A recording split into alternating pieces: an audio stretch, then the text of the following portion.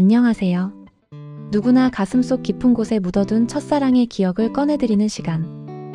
그림으로 읽어주는 영화 소개팅입니다. 여러분은 첫눈에 반한다는 운명을 믿으시나요?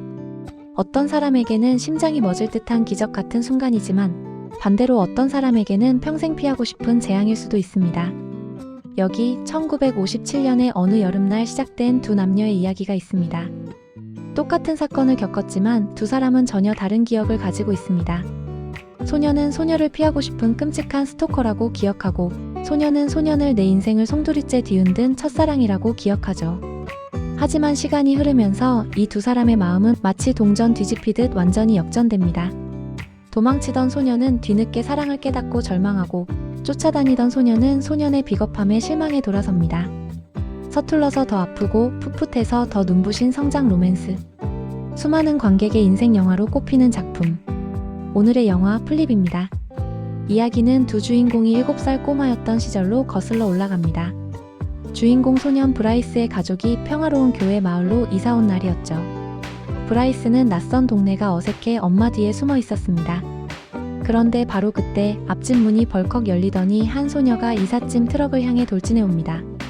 그녀의 이름은 줄리 베이커.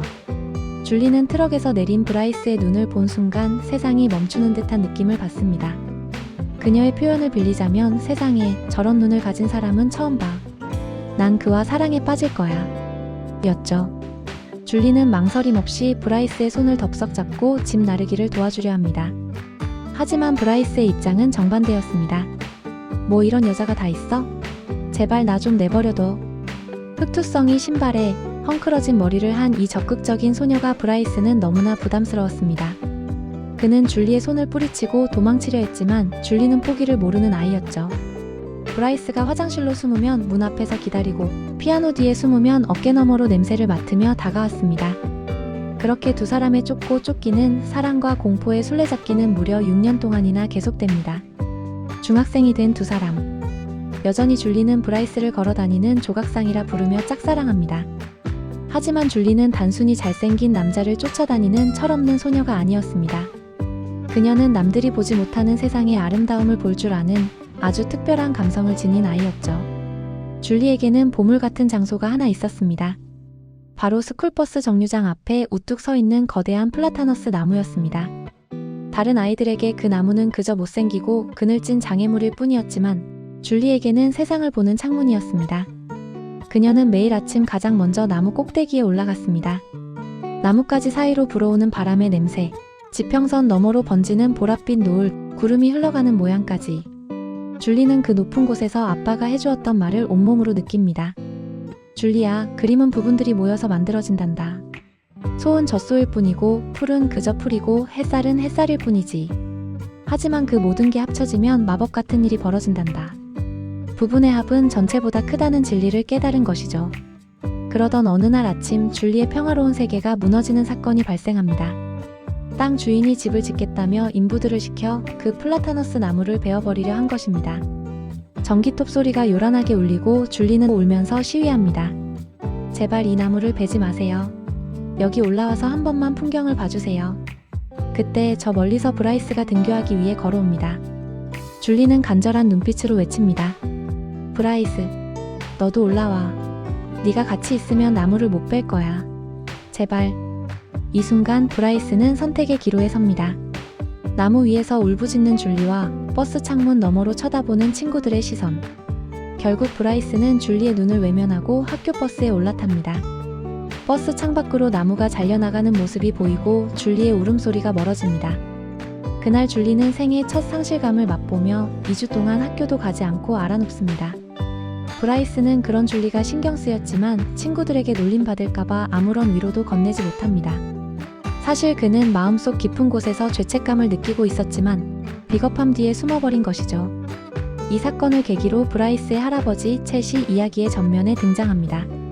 할아버지는 죽은 아내를 닮은 줄리의 당찬 모습에 관심을 보입니다. 그리고 브라이스에게 아주 뼈있는 질문을 던지죠. 그 아이가 나무 위에 올라가라고 했을 때 왜 안 올라갔니? 브라이스가 대답하지 못하자 할아버지는 덧붙입니다. 어떤 사람은 평범한 사람을 만나고 어떤 사람은 광택나는 사람을 만나지. 어떤 사람은 겉만 번지르르한 사람을 만나기도 해. 하지만 모든 사람은 일생에 단 한 번 무지개처럼 오색찬란한 사람을 만난단다. 그런 사람을 만났을 때는 그 어떤 것과도 비교할 수 없지. 브라이스는 처음엔 이 말이 무슨 뜻인지 이해하지 못합니다. 그저 줄리는 귀찮고 유별난 아이일 뿐이라고 생각했으니까요. 하지만 두 사람 사이가 결정적으로 틀어지게 된 사건, 일명 달걀 사건이 터집니다. 줄리는 과학 박람회 프로젝트로 병아리를 부화시켰는데 그 병아리들이 자라 닭이 되어 마당에서 알을 낳기 시작했습니다. 줄리는 가장 소중한 것을 좋아하는 사람과 나누고 싶었습니다. 그래서 매일 아침 신선한 달걀을 바구니에 담아 브라이슨의 집 문을 두드렸죠. 하지만 브라이스의 가족, 특히 그의 아버지는 편견과 오만으로 가득 찬 사람이었습니다.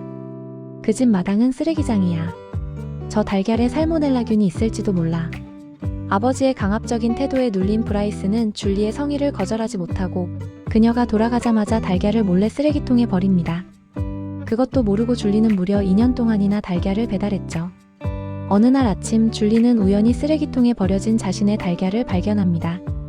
깨진 달걀 껍질 사이로 그녀의 순수한 마음도 산산조각이 납니다. 브라이스, 여태껏 내 달걀을 다 버린 거야? 당황한 브라이스는 변명을 늘어놓다가 결국 해서는 안 될 말을 내뱉고 맙니다. 우리 아빠가 너네 집 마당 더럽대. 식중독 걸릴까봐 그랬어. 미안해. 줄리의 눈에 눈물이 고입니다. 내 달걀은 안 더러워. 그리고 우리 집 마당은 돈이 없어서 못 꾸미는 거야. 줄리는 그 자리에서 뒤돌아섭니다. 그리고 그날 이후 줄리의 태도가 180도 변합니다. 더 이상 브라이스를 따라다니지 않고 학교에서 마주쳐도 투명 인간 취급을 합니다. 그런데 참 이상하죠? 줄리가 멀어지자 오히려 브라이스의 마음이 요동치기 시작합니다. 수업 시간에 자꾸 줄리의 뒷모습을 훔쳐보게 되고 앞자리에 앉은 그녀의 머리카락에서 나는 수박 향기에 정신이 아득해집니다. 신문을 읽으며 사회 문제를 토론하는 줄리의 지적인 모습이 눈에 들어오기 시작합니다. 할아버지가 말했던 무지개처럼 찬란한 사람이 바로 줄리라는 걸 그녀가 떠나고 나서야 뒤늦게 깨닫기 시작한 겁니다. 반면 줄리는 브라이스를 아주 차갑고 객관적인 눈으로 보기 시작합니다. 그는 잘생긴 눈과 미소를 가졌지만 그게 다야. 겁쟁이의 비겁한 아이. 아빠가 말했던 부분의 합보다 전체가 못한 사람이 바로 브라이스라는 걸 깨닫고 그를 정리하려 하죠. 두 사람의 마음이 완전히 뒤집힌 순간입니다. 결정타는 도서관에서 벌어집니다. 브라이스는 친구 게럿이 줄리의 삼촌을 비하하는 말을 할 때 친구와의 관계가 어색해질까봐 맞장구를 치며 같이 웃어버립니다. 하지만 줄리가 그 대화를 모두 듣고 있었죠. 줄리는 브라이스에게 너는 껍데기만 번지르르하고 속은 텅 비었어라고 말하며 완전히 마음을 닫아버립니다. 브라이스는 미칠 것만 같았습니다. 자신이 얼마나 한심한 짓을 했는지 뼈저리게 후회합니다. 그는 줄리의 마음을 돌리기 위해 꽃을 사들고 가고 문을 두드리지만 줄리는 만나주지 않습니다. 영화의 클라이맥스는 학교에서 열린 바스켓보이 경매 행사입니다. 남학생들이 점심 바구니를 들고 경매에 나오면 여학생들이 돈을 내고 입찰해서 함께 점심을 먹는 행사였죠. 학교 최고의 킹카인 브라이스는 최고가에 낙찰되어 학교 최고의 퀸카인 쉐리와 점심을 먹게 됩니다.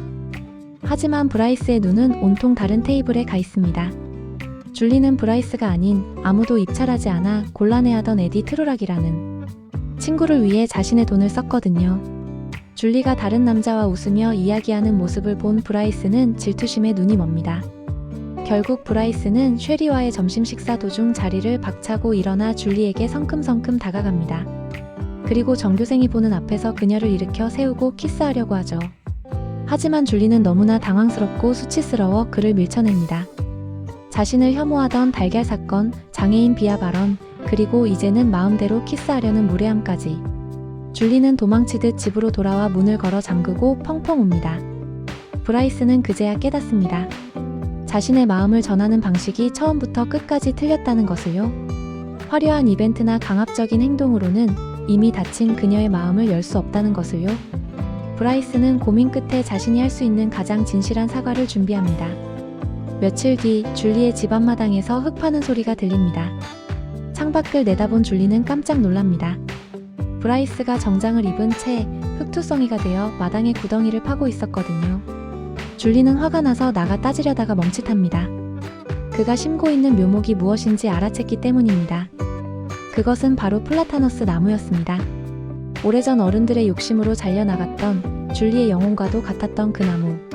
그녀가 잃어버린 가장 소중한 조각을 되찾아주는 행동. 그것은 브라이스가 할 수 있는 최고의 사과이자 말없는 고백이었습니다. 줄리는 천천히 현관문을 열고 나갑니다. 그리고 흑투성이가 된 브라이스의 손 위에 자신의 손을 가만히 포개어 함께 나무를 심습니다. 두 사람의 손이 맞닿는 순간 오랜 오해와 상처가 눈 녹듯 사라집니다. 브라이스는 줄리의 눈을 바라보며 생각합니다. 나는 그녀가 무지개처럼 찬란한 사람이라는 걸 알았다. 줄리 역시 브라이스를 바라보며 미소 짓습니다. 그는 내가 알던 것보다 훨씬 더 괜찮은 사람일지도 모른다.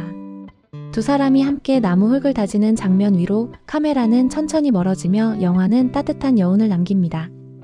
영화 플립은 단순히 남자가 후회하고 여자가 받아주는 뻔한 로맨스가 아닙니다. 이것은 관점과 성장에 대한 이야기입니다. 우리는 살면서 누군가의 겉모습만 보고 그 사람을 판단하곤 합니다. 브라이스는 줄리의 가난한 집과 엉뚱한 행동만 보고 그녀를 무시했고, 줄리는 브라이스의 잘생긴 얼굴만 보고 그를 사랑했습니다.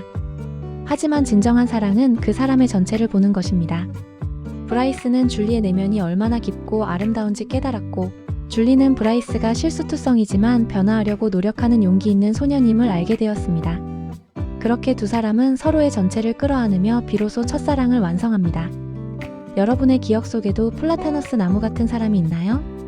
혹시 지금 누군가의 단면만 보고 성급하게 판단하고 있지는 않나요? 오늘 밤 잊고 지냈던 순수함과 잃어버린 풍경을 되찾고 싶다면 영화 플립을 강력하게 추천합니다. 지금까지 부분보다 전체가 더 아름다운 영화 플립이었습니다. 오늘의 이야기가 여러분의 마음에 무지개처럼 떴다면 구독과 좋아요로 다음 영화 소개팅도 함께 해주세요. 감사합니다.